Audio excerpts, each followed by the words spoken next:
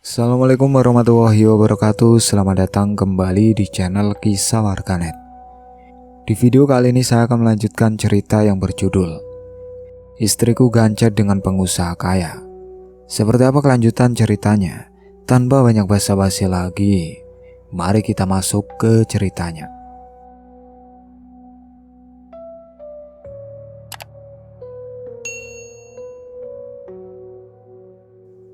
Seminggu berlalu, Mirza dan Nurul hampir gak ngobrol. Cuma saling tegur sapa kalau perlu. Makan bareng tapi diam. Tidur bareng tapi saling membelakangi. Rumah terasa seperti kos-kosan, bukan rumah pasangan yang menikah. Notifikasi dari aplikasi pinjaman makin sering. Pengingat, pembayaran jatuh tempo 7 hari lagi. Lalu 5 hari, 3 hari, besok, hari ini. Nurul gak punya uang buat bayar. Uang yang dia pinjam habis buat belanja. Uang dari Mirza cuma cukup buat makan. Dia buka aplikasi lagi, lihat tombol perpanjang tenor. Tapi bunga naik jadi 1% per hari. Nurul tutup aplikasi. Dia biarkan notifikasi itu numpuk. 10 notifikasi, 20, 30. Lalu mulai ada telepon masuk dari nomor gak dikenal. Nurul gak angkat. Pesan SMS datang. Bapak atau Ibu Nurul, pembayaran Anda telah jatuh tempo. Segera lunasi atau akan dikenakan denda dan penagihan intensif. Nurul memblokir nomor itu, tapi nomor lain muncul lagi. Pesan WhatsApp juga mulai masuk. Mbak, tolong segera bayar. Kalau enggak, data Anda akan kami sebar ke semua kontak. Nurul panik. Dia cek kontak di HP. Semua nomor ada di sana. Mirza, Bu Warni, Mbak Yayu, teman-teman lama, semua. Malam itu dia gak bisa tidur. Pikiran kemana-mana. Kalau sampai Mirza tahu, pasti marah besar. Kalau tetangga tahu, malu. Dia harus cari cara membayar. Besok paginya Nurul buka HP lagi. Scroll aplikasi Play Store. Banyak aplikasi pinjaman online lain. Dia baca review, lihat yang tercepat prosesnya. Pilih satu aplikasi. Isi formulir lagi. Kali ini pinjaman 3 juta. Foto KTP sama, selfie, ambil yang baru. Tekan ajukan. 2 jam kemudian disetujui. Dana masuk 2.500.000. 500.000 dipotong admin. Nurul langsung transfer 450.000 ke aplikasi pinjaman pertama. Cicilan lunas. Notifikasi berhenti sebentar. Tapi sekarang dia punya utang baru, 3 juta di aplikasi kedua. Cicilan pertama 600.000. Jatuh tempo 2 minggu lagi. Sisa uang 2.500.000 dikurangi 450.000, tinggal 2.050.000. Nurul simpan setengahnya, 1 juta. Sisanya dia pakai belanja lagi. Tas baru, baju baru, sepatu baru, semua disimpan di lemari yang makin penuh. Mirza gak sadar. Dia terlalu sibuk bekerja, terlalu capek buat mikirin detail. Dia lihat Nurul bawa barang baru lagi, cuma geleng kepala, gak tanya, gak mau ribut lagi. 2 minggu kemudian cicilan kedua jatuh tempo, 600.000. Nurul cek saldo, tinggal 500.000, kurang 100.000. Aplikasi ketiga dibuka, kali ini cepat cair. Pinjaman 2 juta lagi, proses sama, dapat 1.600.000 setelah dipotong admin. Bayar cicilan aplikasi kedua, sisanya buat jaga-jaga. Tapi cuma bertahan 3 hari. Nurul gak tahan lihat sale besar di toko online. Beli lagi, baju, aksesoris, make up. Sekarang Nurul punya 3 aplikasi pinjaman online. Total utang 7 juta. Cicilan setiap bulan hampir 2 juta. Uang dari Mirza cuma 300.000 seminggu. Gak cukup. Notifikasi mulai berdatangan lagi dari 3 aplikasi sekaligus. HP bunyi terus. Dering, pesan, email. Nurul tutup semua notifikasi. aktifkan mode silent. Tapi getaran HP tetap terasa di tangan setiap kali ada pesan masuk. Malam itu Nurul duduk di kamar mandi, pintu dikunci, HP di tangan, layar terang di wajahnya. Puluhan pesan belum dibaca, ancaman makin keras. Bayar, atau kami datang ke rumah. Data Anda akan kami sebar ke keluarga dan tetangga. Ini peringatan terakhir. Nurul menutup HP, taruh di lantai. Dia peluk lutut, kepala tertunduk, nafasnya cepat, dada sesak, tangannya gemetar. Di luar Mirsa duduk di ruang tengah. Dia dengar Nurul di kamar mandi sudah lama, tapi dia nggak ketuk pintu. Jarak di antara mereka makin lebar, komunikasi nyaris nggak ada. Nurul keluar kamar mandi setengah jam kemudian, matanya merah, wajah pucat. Dia masuk ke ranjang, tarik selimut sampai menutupi kepala.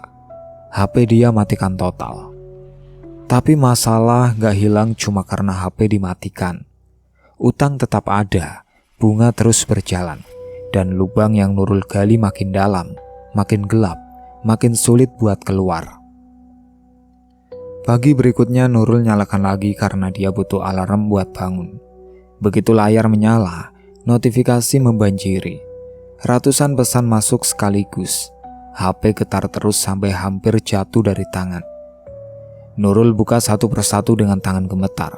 Pesan dari 3 aplikasi pinjaman online, masing-masing makin kasar. Ibu Nurul, pembayaran telah lewat 5 hari. Denda keterlambatan 50.000 per hari. Total tagihan sekarang 900.000. Peringatan keras. Kami akan hubungi semua kontak darurat Anda jika tidak ada pembayaran dalam 24 jam. Mbak Nurul, jangan kabur dari tanggung jawab. Kami tahu alamat rumah Anda. Nurul menutup mata, tarik nafas panjang. Tangannya berkeringat dingin. Dia coba hitung total utang sekarang. Aplikasi pertama 900.000, aplikasi kedua 1 juta, aplikasi ketiga 800.000. Belum termasuk denda yang terus berjalan. Telepon masuk, nomor tidak dikenal. Nurul angkat dengan tangan gemetar. Halo? Selamat pagi Ibu Nurul. Saya dari tim penagih aplikasi ini. Pembayaran Anda sudah terlambat 10 hari. Kapan bisa dilunasi? Suara laki-laki di seberang tegas, gak ramah. Saya lagi gak ada uang. Tunggu seminggu lagi ya. Ibu sudah janji seminggu lalu. Sekarang sudah lewat. Kalau tidak ada pembayaran hari ini, kami akan hubungi suami dan keluarga Anda. Data sudah ada semua di sistem kami. Jangan, tolong jangan hubungi suami saya. Kalau begitu, bayar sekarang. Transfer minimal setengahnya dulu. Saya nggak punya. Cari, pinjam teman, jual barang, terserah. Saya tunggu sampai jam 5 sore. Kalau nggak ada transfer, saya mulai telepon kontak Anda satu persatu. Sambungan putus. Nurul menatap HP dengan mata kosong.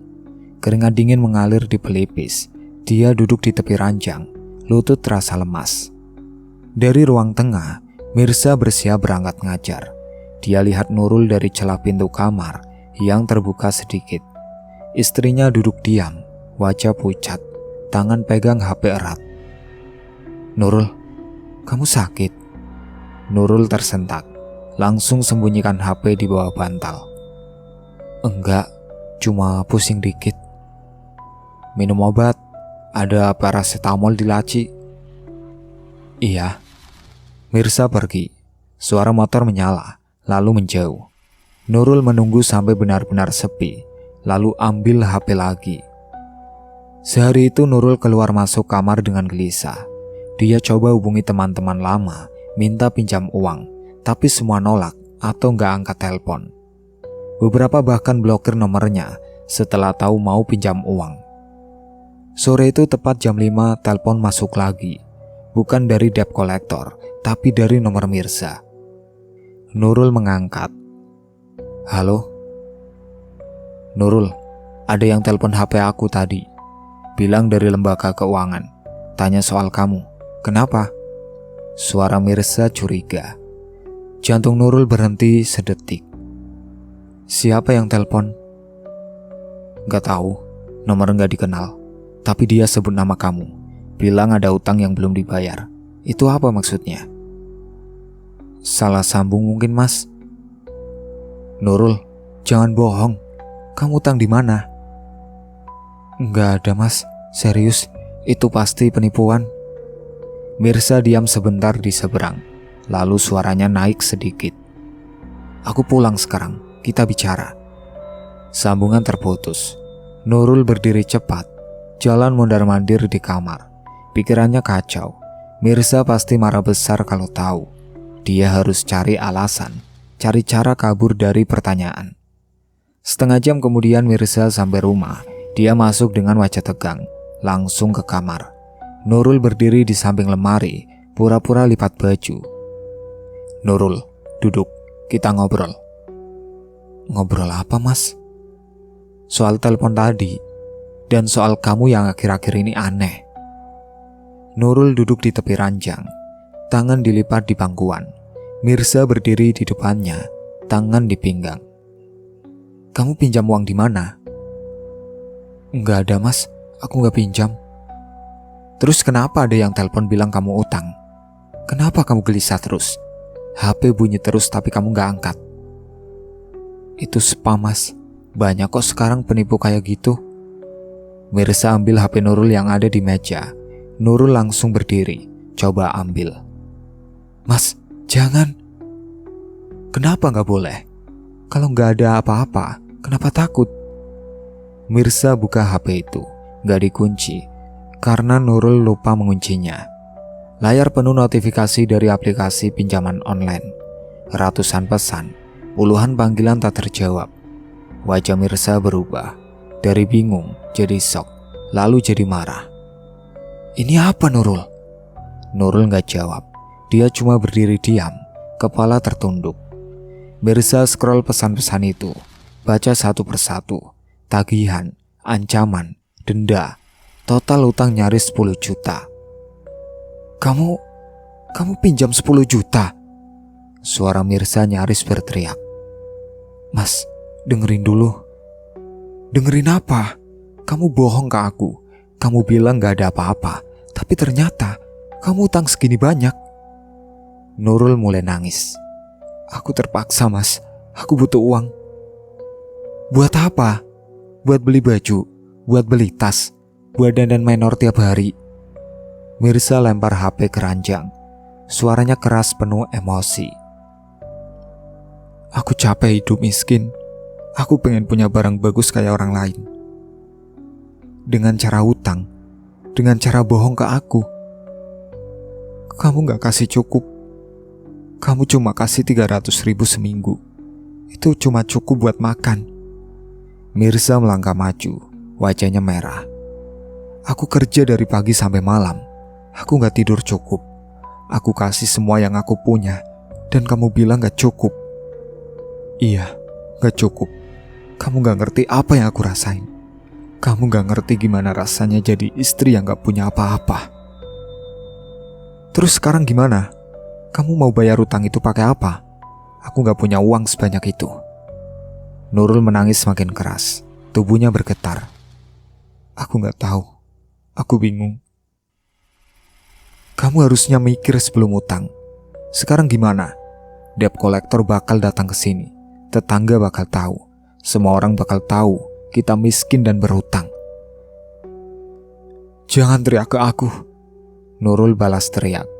Kamu pikir aku senang begini? Kamu pikir aku sengaja bikin masalah? Terus kenapa kamu lakuin? Karena aku gak tahan hidup kayak gini. Gak tahan jadi istrimu yang gak bisa apa-apa. Kalimat itu menghantam Mirsa seperti palu besar. Dia terdiam, nafasnya tersengal, matanya berkaca-kaca. Jadi, kamu nyesel nikah sama aku? Nurul gak jawab. Dia cuma nangis terisak, tangan menutupi wajah. Mirsa mundur selangkah, suaranya turun jadi berbisik, tapi penuh luka. Aku gak pernah cukup buat kamu ya. Mas, jawab Nurul. Aku gak pernah cukup. Nurul mengangkat wajah, mata merah bengkak. Aku gak bilang begitu. Tapi kamu merasa begitu. Hening sesaat. Hanya suara isak tangis Nurul yang terdengar. Mirza berbalik keluar dari kamar, tutup pintu pelan. Dia duduk di sofa ruang tengah, kepala di tangan, tubuh membungkuk. Di kamar Nurul jatuh terduduk di lantai. Tangisnya pecah, keras, penuh penyesalan tapi juga marah. Marah ke Mirza, marah ke diri sendiri, marah ke hidup yang gak adil. HP di ranjang bergetar lagi. Pesan baru masuk.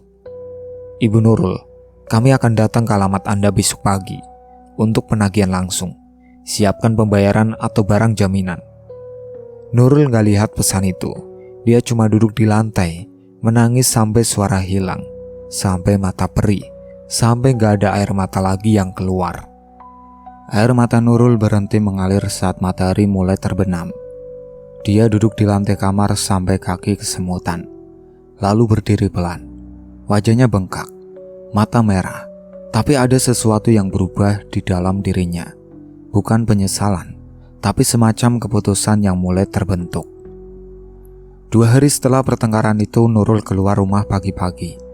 Mirza sudah berangkat ngajar sejak subuh. Gak pamit, gak sapa. Mereka hidup di rumah yang sama, tapi seperti orang asing.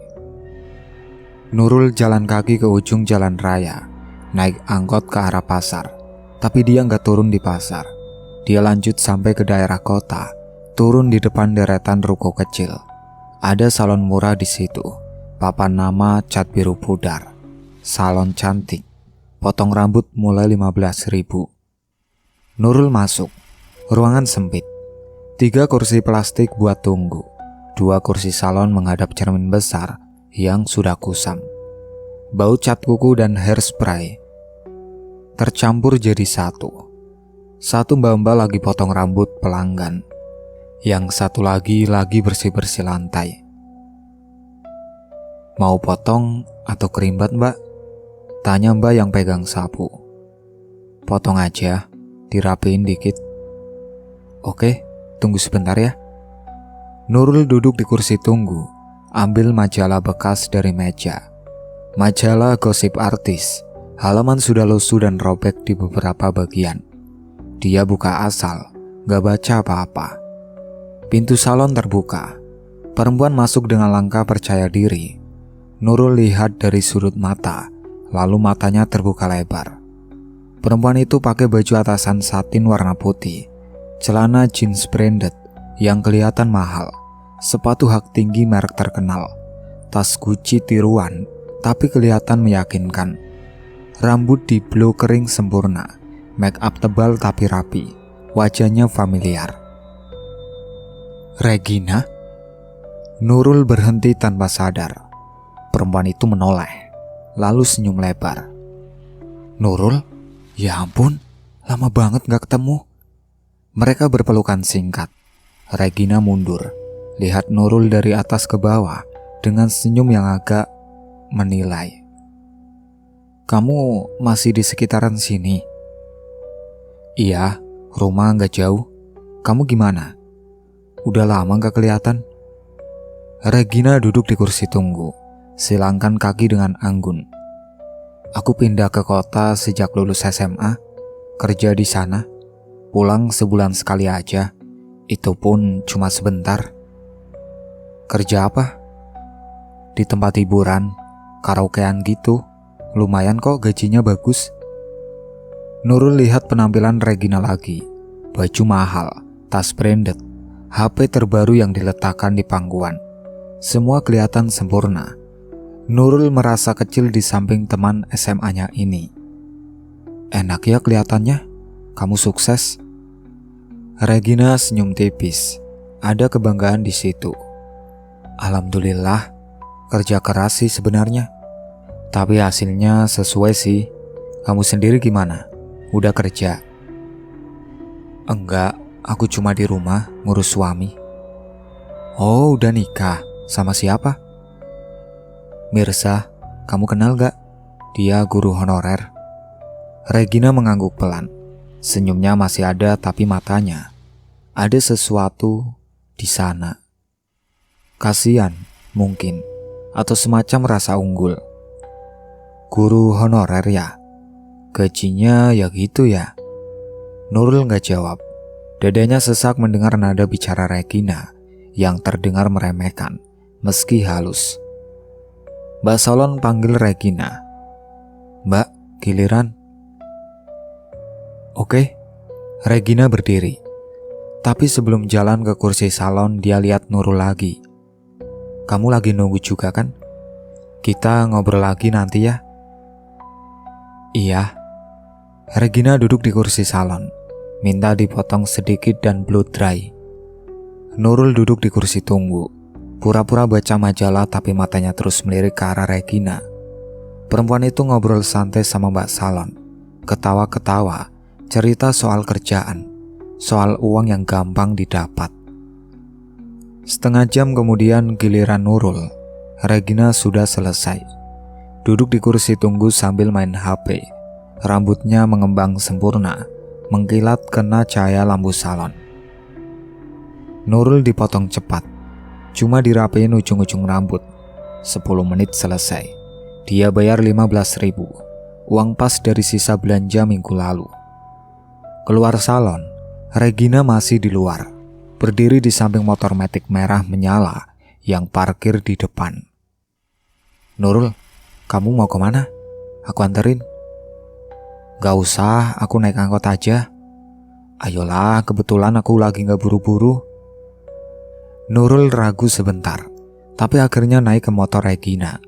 Mereka jalan pelan melewati jalanan kota yang ramai. Kamu mau pulang langsung? Tanya Regina dari depan. Iya. Mampir dulu yuk, aku traktir kopi. Udah lama gak ngobrol.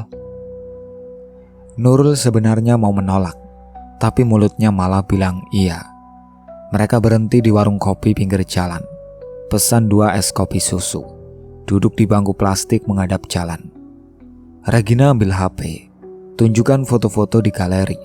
Foto di mall. Foto pakai baju bagus. Foto di restoran mewah. Semua terlihat sempurna. Ini aku sama teman-teman kantor. Kita sering hangout bareng. Nurul cuma manggut-manggut. Hatinya terasa seperti diremas. Hidupnya jauh banget dari apa yang Regina punya. Kamu tahu gak? Kerja di karaoke itu enak banget. Kata Regina sambil aduk kopi pakai sedotan. Cuma nyanyi, nemenin tamu ngobrol, terus dapat tips. Sehari bisa 1 juta lebih kalau lagi rame. Nurul menatap Regina. 1 juta sehari? Iya, kadang lebih. Asal pintar jaga batas, aman kok. Gak ada yang aneh-aneh. Kita cuma entertainer. Bikin tamu happy, nyanyi, ngobrol, itu aja.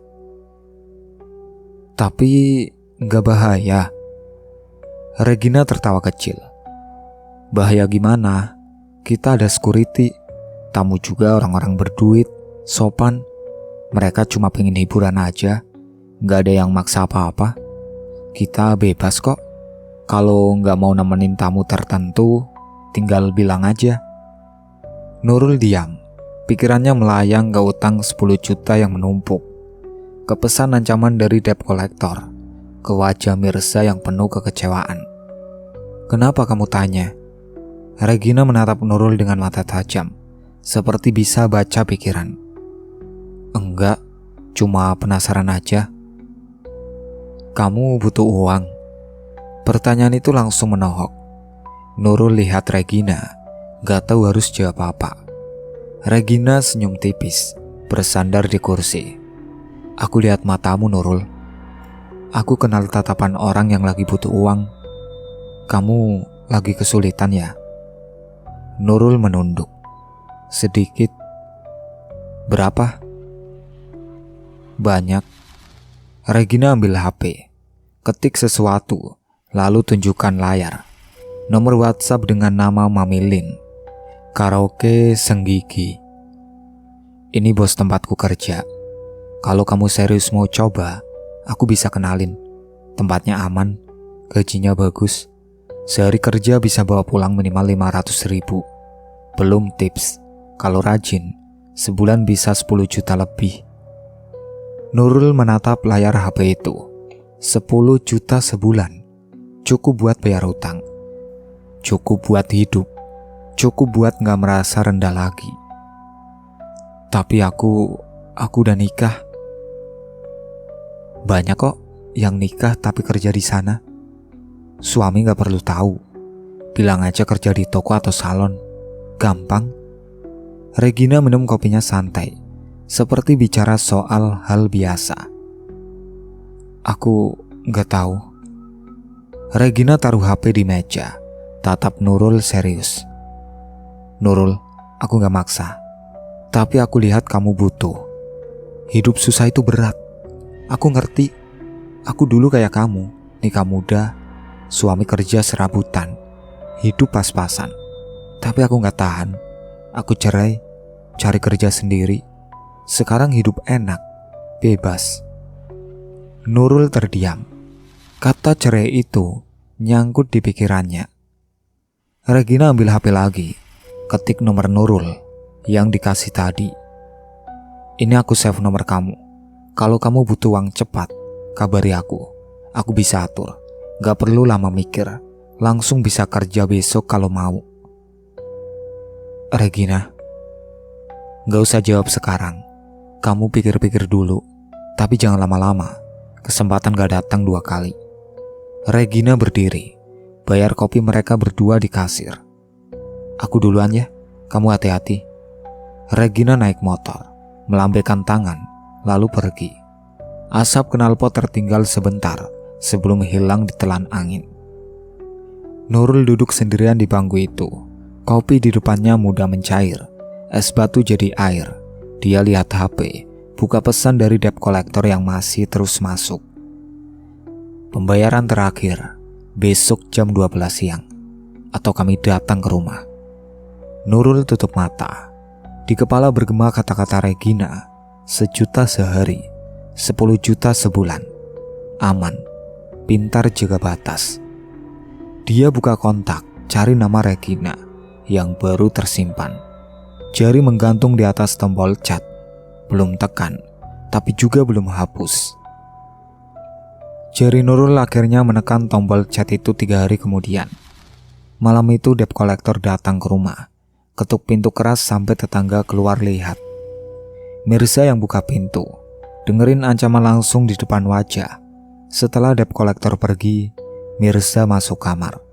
Duduk di tepi ranjang dengan wajah hancur. Gak marah, cuma diam. Lebih menyakitkan dari teriakan. Nurul duduk di pojok kamar, pegang HP, buka chat Regina.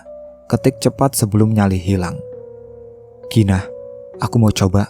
Bisa bantu aku? Balasan datang cepat. Oke, besok malam aku jemput jam 7. Siap-siap ya, dandan yang cantik. Malam berikutnya, Nurul bilang ke Mirza dia mau nginep di rumah teman. Teman siapa? Tanya Mirza tanpa melihat ke arah Nurul. Dia duduk di ruang tengah, lihat televisi, tapi matanya kosong. Teman SMA, Regina. Dia lagi butuh teman ngobrol. Oh, cuma itu. Gak ada pertanyaan lanjutan. Mirza seperti sudah gak peduli lagi. Nurul ganti baju di kamar. Baju baru yang dibeli dari hasil pinjol dulu. Warna merah terang, gak ketat di badan. Make up tebal seperti biasa, tapi kali ini lebih rapi. Lipstik merah menyala, bedak putih, alis hitam tajam. Dia lihat dirinya di cermin. Asing, tapi juga menarik. Pukul 7 tepat HP berbunyi. Pesan dari Regina. Aku di ujung jalan. Nurul ambil tas kecil keluar dari kamar. Mirza masih di posisi yang sama, gak nengok. Aku berangkat mas. Nurul keluar rumah, tutup pintu pelan. Jalan cepat ke ujung jalan raya. Motor matic merah Regina sudah menunggu. Regina pakai jaket kulit tipis, make up sempurna, rambut diikat tinggi.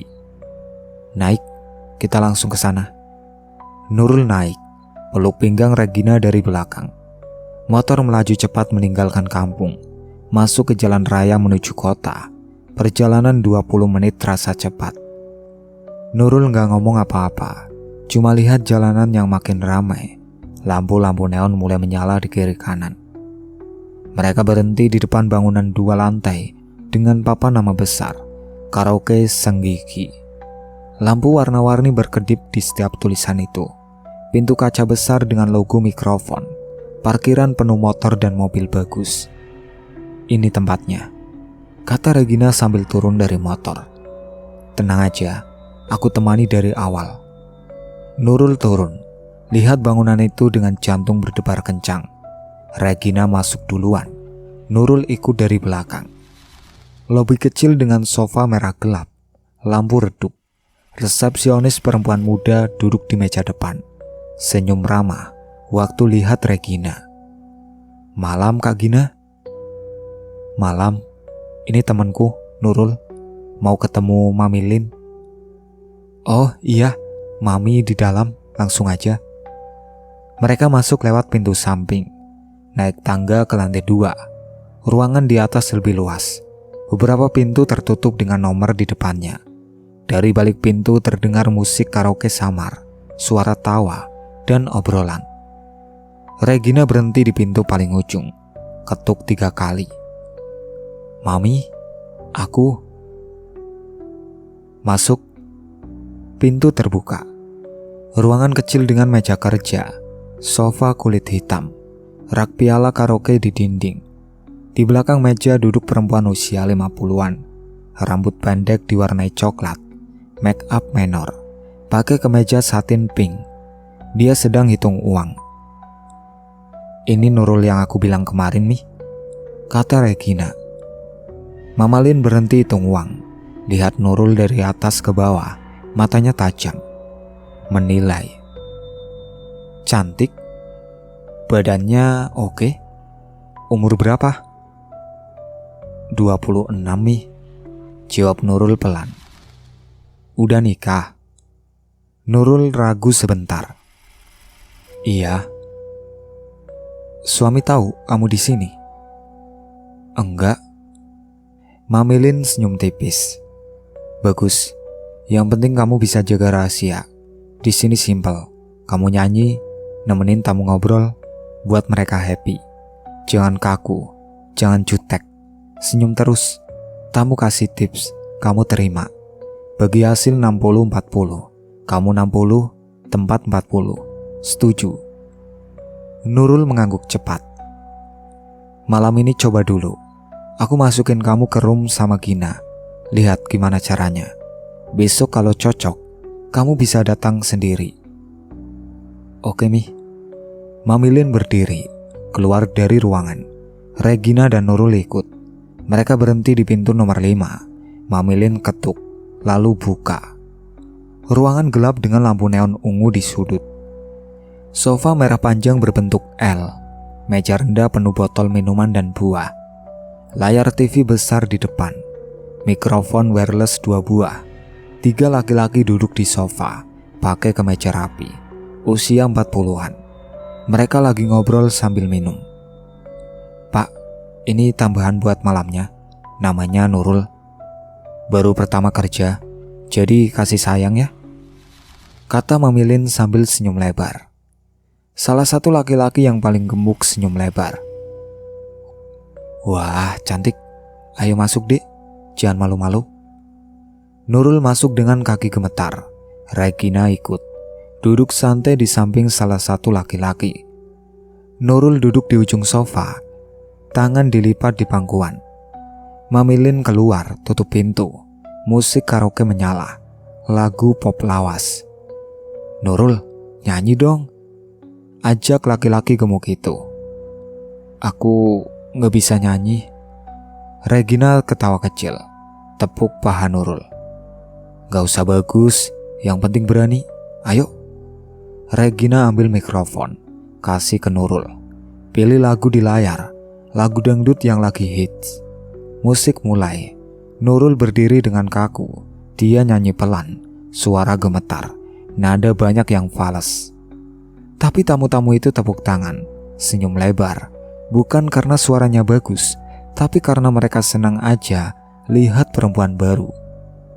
"Bagus dek," suaranya merdu. Puji laki-laki gemuk sambil minum bir dari gelas. Nurul senyum paksa. Selesai satu lagu dia duduk lagi. Regina nyanyi berikutnya, lebih percaya diri, lebih luas.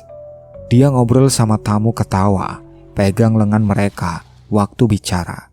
Nurul lihat dan belajar. Sejam berlalu. Salah satu laki-laki ambil dompet tebal dari saku celana, keluarkan beberapa lembar ratusan ribu, taruh di meja. "Ini buat kalian. Makasih ya, udah nemenin." Regina ambil uang itu, hitung cepat, 500 ribu.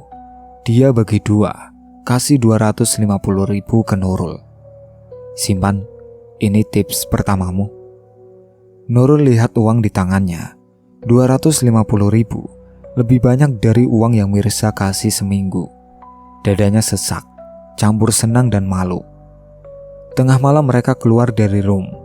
Tamu sudah pulang. Regina hitung total uang malam itu, 800 ribu dari 3 room berbeda. Bagi dua, Nurul dapat 400 ribu. "Gak buruk buat malam pertama," kata Regina sambil hitung ulang uang Nurul. "Besok kalau kamu datang lagi, bisa lebih banyak, asal rajin senyum sama ngobrol." Nurul lipat uang itu, simpan di dalam tas. Tangannya gemetar. Mereka turun ke lobi. Mamilin masih di meja kerjanya, lagi ngitung uang malam itu. "Gimana? Cocok?" tanya Mamilin tanpa lihat. "Cocok, Mi," jawab Regina cepat. "Besok datang lagi." Nurul diam sebentar, lalu jawab pelan. Iya, Mi." "Bagus, datang jam 7, langsung siap kerja." Di luar angin malam dingin. Nurul naik motor Regina, pulang dengan kepala penuh pikiran. Uang di tasnya terasa berat, 400 ribu. Kalau seminggu 4 kali, itu 1.600.000. Sebulan bisa 6 juta lebih. Cukup buat bayar utang, cukup buat hidup enak. Tapi ada rasa bersalah yang menggerogoti. Dia bohong ke Mirza, dia kerja di tempat yang gak jelas. Dia duduk di samping laki-laki lain, senyum, ngobrol, terima uang. Regina berhenti di ujung jalan raya, dekat rumah Nurul. "Besok aku jemput lagi ya, jangan lupa dandan cantik." "Iya." Nurul turun, jalan pelan ke rumah. Lampu teras masih nyala, Mirza mungkin belum tidur. Dia buka pintu pelan, masuk tanpa bunyi. Mirza ada di sofa, tidur sambil duduk.